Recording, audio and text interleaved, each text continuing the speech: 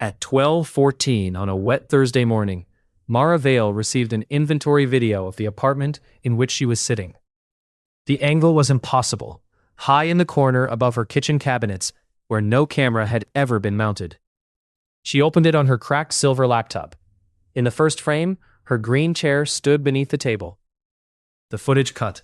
The chair disappeared from the image, and the real chair vanished with it, leaving 4 fresh dents in the floor. Mara did not move for several seconds. She had photographed rental properties long enough to notice what panic usually missed. Dust remained around the 4 rectangular footprints. One floor dent still held a loose green thread. Nothing had rolled, fallen, or been dragged away. On the paused screen, the room looked exactly as it did now. Near the dark edge of the image stood a narrow reflection. She tapped the key for a single frame. In the video, the amber floor lamp was present, then absent. The room went dark around her before her finger left the key. Mara closed the laptop halfway. The lamp's electrical cord remained plugged into the wall, but its other end had been cut cleanly by empty air. She whispered, "One cut, one object," and opened the screen, only far enough to keep the footage paused. To test the rule, Mara placed a chipped ceramic mug alone on the kitchen counter. She advanced the video again. The next cut showed the counter bare.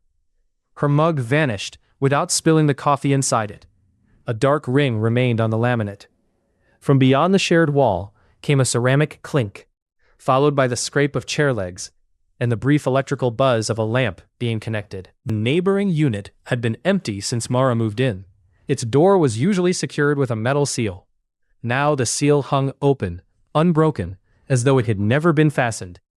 A thread of amber light crossed the corridor carpet beneath the door. Mara brought the paused laptop with her. When she pushed the door, warm air carrying the smell of her coffee moved over her hands. The vacant apartment was not vacant. It was a precise copy of Mara's room, built on the wrong side of the wall. Her green chair rested beneath an identical circular table. Her lamp glowed beside it.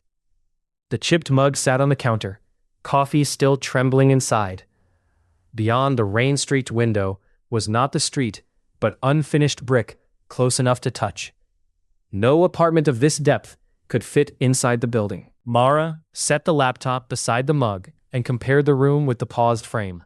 The chair, lamp, and cup aligned perfectly with the uploaded composition, down to the angle of each shadow. That was the reversal she had not expected. The footage had not been filmed inside her home. Her home was being dismantled to complete the room next door, the room from which someone had already photographed it. In the upper corner, she found an old camera mounted on a narrow tripod.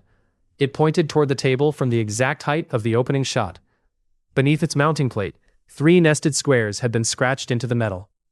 A small analog interval timer was attached to the shutter cable. Its hands were stopped at 12:14. The camera held no battery, yet its standby light glowed a patient red. Mara returned to her stripped room and examined the remaining timeline as blurred previews, careful not to enlarge them. Successive images showed the table gone, then the front door, then most of the kitchen. The final preview contained only a human-sized gap in the center of the room. In the first frame's dark window reflection, the narrow figure appeared to be wearing a cardigan with one pale cuff folded higher than the other. She unplugged the laptop, but its battery remained half full. Destroying the only record felt less useful than understanding it. Mara carried the computer back next door, intending to place it beside the tripod and compare the reflection with the camera's position. She kept one palm over the keyboard. The corridor seemed shorter now. Both apartment doors faced each other across less than an arm's length of carpet. Beside the tripod, the reflection became clear enough. The photographer's face was hidden behind the camera, but the raised left cuff, low knot of hair, and chipped thumbnail belonged to Mara. Even the tilt of the frame made sense. The operator had been pressed sideways between the tripod and a closed door. Whoever created the upload had not merely visited this room. They had been trapped in the position where Mara now stood. A pipe struck inside the wall. Mara flinched, and her palm hit the laptop's play key.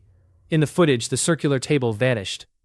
It disappeared from her original apartment with a wooden crack and materialized beneath the laptop in the duplicate.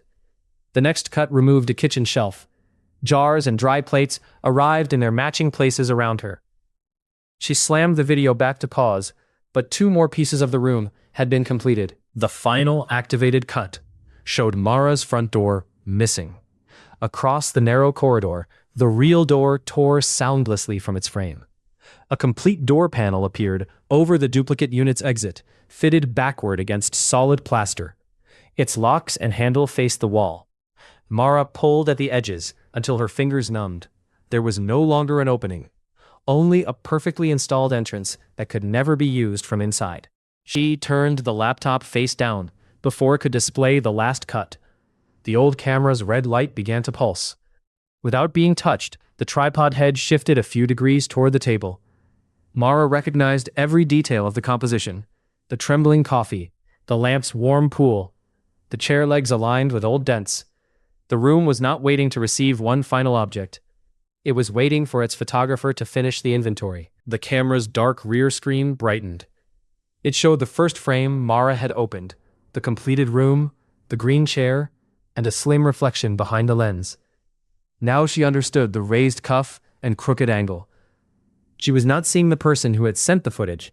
She was seeing the person the room would use to make it. The shutter depressed by itself. In the apartment beyond the sealed wall, a silver laptop chimed at 12:14.